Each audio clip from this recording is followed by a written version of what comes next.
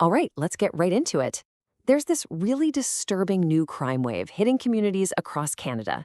And this isn't just random violence. We're talking about a sophisticated international operation that's targeting local business owners with terrifying precision. So today we're going to break down how it works, who's behind it, and what police are trying to do to fight back. It all starts with something like this. Imagine you find this letter at your business. This is not a prank, it's a warning in big, bold letters. And it claims to be from Indian gang members. They're basically saying they want their share of your business, what they call protection money. This is just the first move in a full-blown campaign of fear. And we're not talking about a few $1,000s here. They're asking for $2 million in cash, just an absolutely life-altering amount of money demanded from a local business owner under the threat of some serious violence. And the threat? It's just brutally clear. This direct quote from one of the letters really spells out the life or death stakes. They talk about recent shootings at other businesses that didn't pay up, and then they make it personal.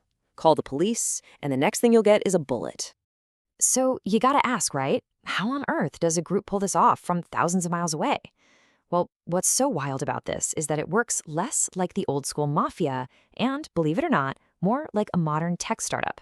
This is basically crime's new gig economy. See, the whole idea here is separation. The leaders who are orchestrating all these threats, they're probably not even in Canada. They recruit and hire local, often vulnerable young people to be their foot soldiers on the ground, paying them to do the dirty work like delivering letters or even carrying out drive-by shootings. So let's just break down how this actually works. First up, handlers, likely in places like India, use encrypted apps to find recruits here in Canada. We're talking students, maybe other young people just looking for some quick cash. Then they give them a simple, violent job for a set fee. And here's the kicker. The recruit gets paid a little bit, but they are treated as a completely disposable asset. If they get arrested, it rarely leads back to the top, because the only person they know is just a username on an app. Okay. But that brings up a huge question, right? Moving $2 million in cash across international borders without getting flagged is, well, it's incredibly difficult. So how do they do it? The answer is the system called Hawala. It's an ancient money transfer network that's all based on trust. So a victim in Canada gives the cash to a local broker. That broker then calls up a partner in India, who then gives the same amount of money to the gang leader over there. The cash itself never physically crosses a border, which means there are no wire transfers for banks or police to trace. It's basically a financial ghost. So who are these guys pulling the strings from overseas? Well, while there are definitely some copycats out there, law enforcement has connected a lot of these extortion plots to one specific international criminal group. They're known as the Bishnoi Gang. And look, this isn't just some local street crew. We're talking about a group that the Canadian federal government has officially listed as a terrorist entity. That designation alone tells you everything you need to know about the scale of the threat we're dealing with here. And this just perfectly illustrates their whole strategy. The leaders are ghosts. They operate with so much anonymity that just finding a clear photograph of them is next to impossible. And that's all on purpose, right? It's a deliberate tactic that makes it incredibly difficult for law enforcement to target the real people at the top of the pyramid. So, with a threat this complicated and global, what can a local police force even do? How do you even start to fight back? Let's get into the response on the ground and see how communities are trying to protect themselves.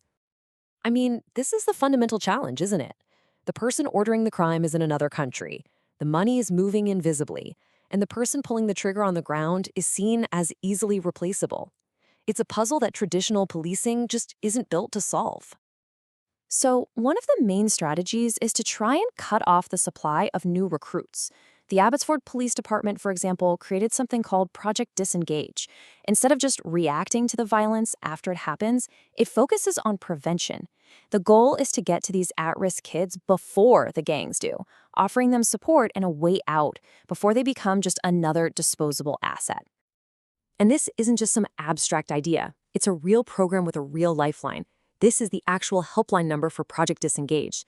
It's sending a direct message to anyone who's feeling pressured or is being recruited. There is a way out, and help is available before things go too far. And you can tell how serious this crisis is becoming by how leaders are talking about it. The Premier of British Columbia, David Eby, did not mince words. He called the situation a terror attack in slow motion. That's not just crime. It's a sustained campaign designed to terrorize an entire community. And because of that, political leaders like Premier Eby are now pushing for big changes at the federal level. They're calling for a serious look at Canada's bail and refugee systems, basically arguing that there might be vulnerabilities in the system that these criminal networks are exploiting to get their people in or to get them out of jail quickly. So, when you put it all together, what we're really looking at here isn't just a new gang. It's a whole new playbook for organized crime itself. It's global, it's digital, and it's basically franchised. Let's just put it side by side. Old school organized crime? That was all about hierarchy, being local, and a boss who knew his crew. Money had to physically move. This modern model? It's like a networked franchise. It's global. The control is anonymous through encrypted apps, and the money moves invisibly through systems like Hawala. It's a structure that is just incredibly hard to take down. And that leaves us with a really tough question for the future, doesn't it? This new model of crime is taking full advantage of our interconnected world. It uses global networks, encrypted tech, and informal finance to project power across continents. So when criminals can be anywhere and nowhere at the same time, how do we even begin to keep our communities safe?